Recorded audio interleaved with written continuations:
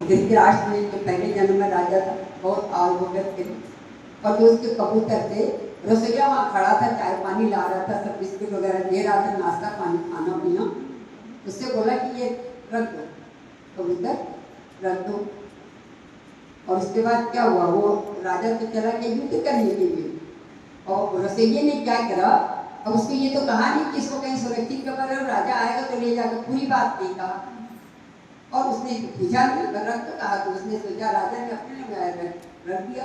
और रोज एक कबूतर काट काट के उसका जूस बना के, उस मीट बना करके वो उसको देता था। धृतराष्ट्र जो रसोइया था, उसका खाना बनाने का काम था, तो खाना बनाता था, तो उसके खाने में एक एक कबूतर रोज देता था।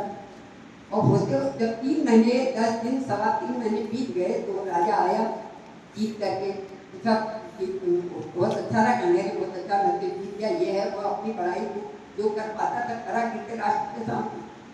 और उसके बाद क्या किया उसने, अच्छा बहुत आनंद आया तुम्हारे साथ मिल करके, कितने समय के बाद हम मिले हैं आज, खूब बातें हुई दोनों राजाओं में। उसके बाद कहने के अब मैं चलता हूँ, बहुत देर होगी मुझे अपने देश जाना है, कुछ कभी अपने सब लोग को बताना भी है।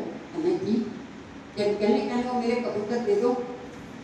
तो उसने जो धृतराष्ट्र मुखी राजा था, उसने 100 साल पहले की जन्म की बात है, 100 जन्म पहले की, उसने क्या किया, उसने रसोइया को बुलाया, भाई आओ इधर है, जल्दी आओ, उनके कबूतर ला के दो। उसने देखो, उसने बोला कबूतर, कहने कौन से कबूतर, कहने अरे ये जा रहे थे तो दिया था ना तुमको 100 कबूतर रखने के लिए। अब रसोइया को माथा पकड़ लिया, कहने क्या हो, इतनी देर कर रहे हो, ले जाओ। उसने बोला कि वो तो मैंने आपको काट काट के खिला दिया, आपको रोज में एक मीट रोज खिलाता था, तो आप जब खाते थे कहते बहुत अच्छा, कितना अच्छा तुमने बनाया, बहुत टेस्टी है, ऐसे कहते, वो कहते हैं ना बहुत टेस्टी है। तो ऐसे करके तो एक एक कबूतर अपना रोज खाता था, जब खाता था कबूतर तो कहता आज कितना बढ़िया खाना बनाया, तो ऐसे करके माला निकाल के उसको देता था। बहुत पसंद, आज तो तुम्हारे हाथ में बड़ा स्वाद है, जैसे बच्चे को कभी उनका बन जाता है तो कहेंगे यार हाँ हाथ में स्वाद है, कितना अच्छा बना, ऐसे वो भी कहता था। जब उसने 100 कबूतर खा लिए, और उसके बाद जब राजा ने जिसके कबूतर थे उसने सुना ये बात, मेरे कबूतर ही खा लिया, तो उसने बोला धृतराष्ट्र से, मैं तुम्हें अपनी जान से ज्यादा मेरे कबूतर तुम्हें चाहता, अपने राज्य नहीं छोड़ सकता था, मैंने उनको नहीं छोड़ा, मैंने तुम पर विश्वास करा, और वो कबूतर में तुमको दे के गया, अपनी प्राण से ज्यादा प्यारे थे, और तुमने उसको खा लिया। तुमने ये देखा किस चीज का मीट खा रहा हूँ, अंधे देखा, कहते इतना उसका दिल दुखी हुआ, कभी कहते किसी का हाय नहीं ले थी। हम लोग कभी कभी मुझसे बोल देते हैं, लेकिन किसी के अंदर तक चुप जाता था। लेकिन गुरु का ज्ञान इतना मलहम का काम करता है, वो कहता हवा में उड़ाओ, सब शब्द में चले गए। ये अंदर का दर्द उत्पन्न होता है किसी के शब्दों से, किसी के चालाकी चतुराई से, तो उसमें भी क्या था, गुरु ने मलहम लगाना शुरू करा। तो लेकिन उस समय राजा को बड़ा अंदर में दुख हुआ, वो कह के चला गया, कहने लगे अंधे थे क्या, मेरे कबूतर खा गया, मैं अपने देश में क्या जाके कहूँगा, अरे बेशरम, जो भी उसको मन पड़ता था उसने खूब किया, दोस्ती खत्म उनसे।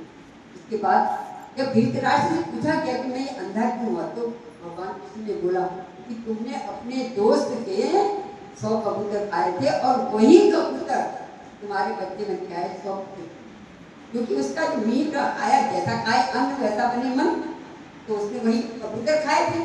तो वही कबूतर जब पुत्र रूप में आए, और कहने अंधे थे क्या, तो वो अंधा बन गया, जब जन्म हुआ उसका तो अंधा था।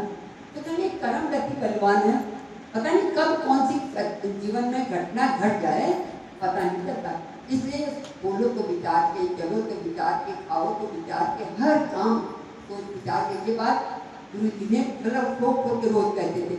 और अब जब ज्ञान आए हैं, तब लगता था हर एक को भगवत भाव देखने से कोई भी कर्म का हिसाब किताब नहीं आता। और दूसरा, कभी गलती से कुछ हो भी जाता है, मनुष्य से गलतियाँ हो भी जाती हैं, ऐसा नहीं है, कभी मुझसे भी कुछ गलत निकल जाता है, कभी किसी के प्रति एक्शन भी हो जाता है तो हम इसी समाज में, और जन्म भी तो हमारे इसी समाज के लोगों से ही हुआ है, तो उनकी कैसी भावना है, उसको कुछ अंश तो हमें भी आएंगे, तो ऐसे हो जाता है। तो अगर हमारी बात का किसी को बुरा लगे, उसी समय उससे कहो भैया तो हमारी बात बुरी लगी, दिल से बोलो, अरे अरे भैया सॉरी सॉरी, आज लोग सबकी अंग्रेजी 2 शब्द सीखे, अरे भैया सॉरी सॉरी ऐसे कहते हैं, नहीं फिर से बोलो यार, देखो तुमको हमारी बात मुझे मेरा इंटेंशन ये था नहीं, बुरी लगे तुमको, अब मैं तुमसे माफी मांगती, आइंदा अब ऐसी गलती कभी नहीं होगी ऐसे। तो कहते हैं कि जो है ऐसे क्या होता है, हम पता नहीं कितने कितने जाने अनजाने में कर्म बनाते, और कर्म कहाँ बनाते हैं, तो घर में।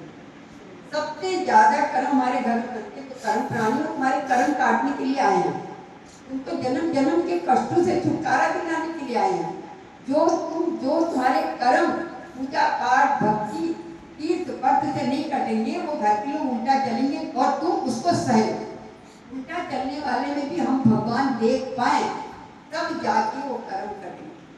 तो ये सावधानी जब जीवन में गुरु आता तब बताता है। तो हर एक में भगवद्भाव रखना है, मन ही मन में अंदर में कहना, प्रभु तुम कितने दयालु हो, मेरे जन्म जन्म पता नहीं कौन कौन से कर्म थे वो काटने के लिए तुमने घर में उल्टे चलने वाले लोग भेज दिए। कभी बेटा उल्टा चलता है, कभी पति उल्टा चलता है, कभी नंद सास बदनाम जरूर है, कभी बहुएं उल्टा चलती है। आजकल तो लड़कियों का भैया जमाना बड़ा गड़बड़ हो गया, आधे आधे कपड़े पहनेंगे और उसके बाद अगर कोई हादसा हो गया तो फिर लड़कों को मरवा देंगे, देख लो। और अब तो शादी के बहाने से भी मरवाने लिए ऐसा बहुत कलयुग आ गया है, कभी विचार करके देखो। तो हम फिर भी अच्छे हैं कि अपनी गृहस्थी निभा पा रहे हैं, ये भी बहुत अच्छी बात है। लेकिन अब सिर्फ इतने करना है, जो भी कर्म प्राणी है यही भगवान, यही भगवान, तो यही भगवान कहने से हम उससे क्या होता है, छुटकारा पा जाते हैं। और एक बात बहुत अच्छी सी समझ में आ रही थी, दादाजी एक बात बोला कि दादाजी लोगों गरीब गरीब लोगों के घर में भी चले जाते थे, तो मुझे याद आया हवा भी गरीबों के घर में चली जाती है, पानी भी चला जाता है, सूरज